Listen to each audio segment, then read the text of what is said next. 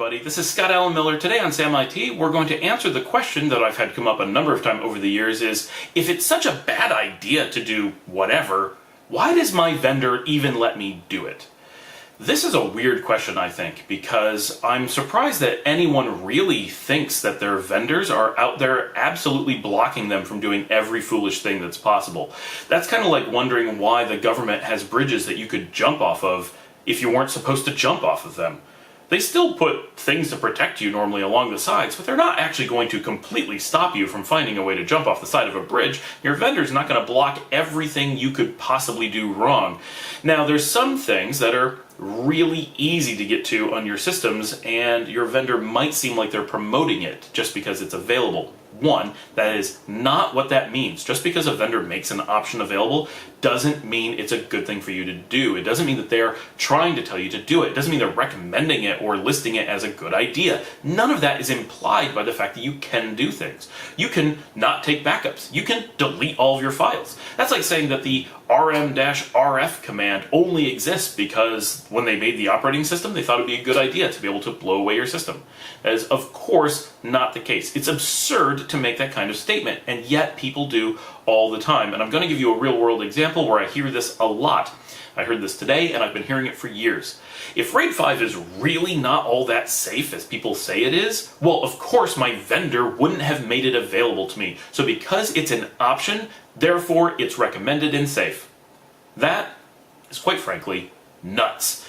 There are lots and lots of things available from your vendor that aren't safe. They also make, for example, in this exact case, RAID 0 widely available, or not using RAID at all completely accessible from the same interface that lets you use RAID 5.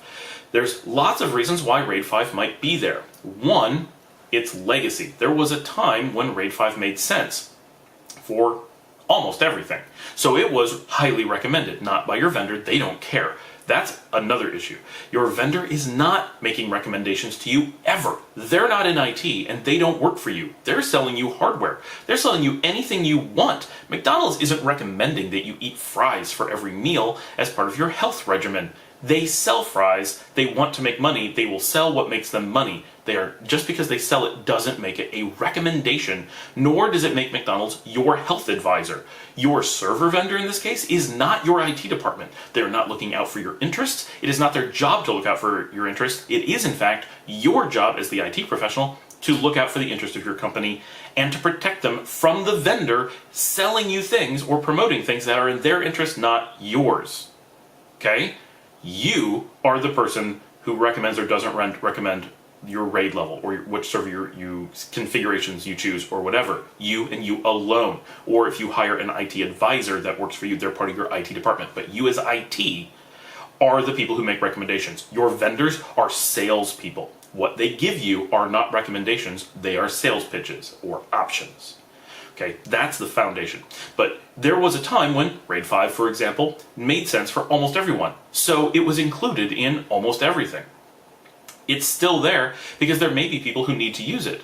There may be customers who demand it, regardless of whether or not it's good for them. It may be a requirement from a vendor that they probably shouldn't be using, but it doesn't matter. It's a requirement. They have to do it, or they have some legal problem, or whatever. It is not in the server vendor's purview to decide what is good and not good for you, because that is your job.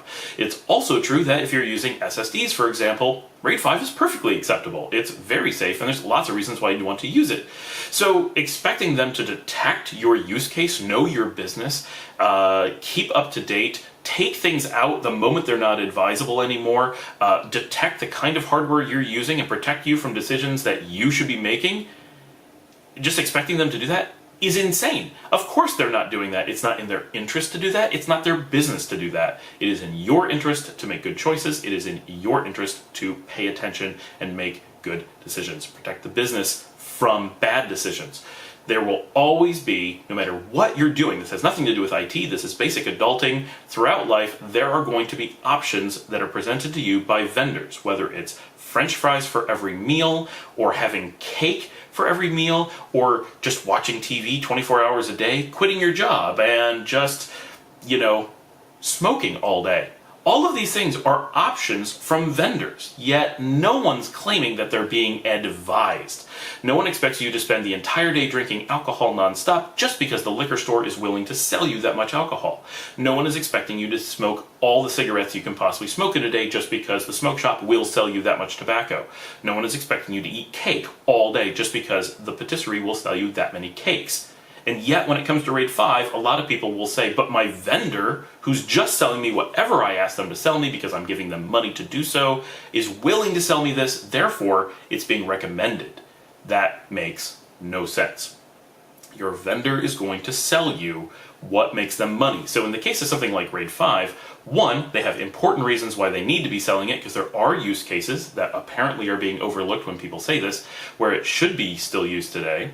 There are legacy reasons why it was there initially, and there's no reason for it to have been removed, because that doesn't make sense. There are cases where end users may have to use it, even though it doesn't make technical sense, but they need to do so anyway, whether for political or whatever reasons, and so it needs to be there because the vendor would lose sales if they didn't have it. It's also important to note that when they're promoting the feature list or the cost of their servers, things that are bad ideas, potentially, like RAID 5 might be, are important because one, they show up on a list of features that if they don't have it, their competitors will and simply show a longer feature list. And two, if they're showing the maximum usable capacity of their machine, they use things like this to show the maxes, even though you couldn't do it without being incredibly risky or whatever. It still is important for them showing their cost ratios, and it helps them make sales, because it's an important part of marketing. Marketing is for them, not for you. So that's all part of, really, it boils down to understanding, and we talk about this all the time, understanding the roles of sales and marketing and how you relate to vendors.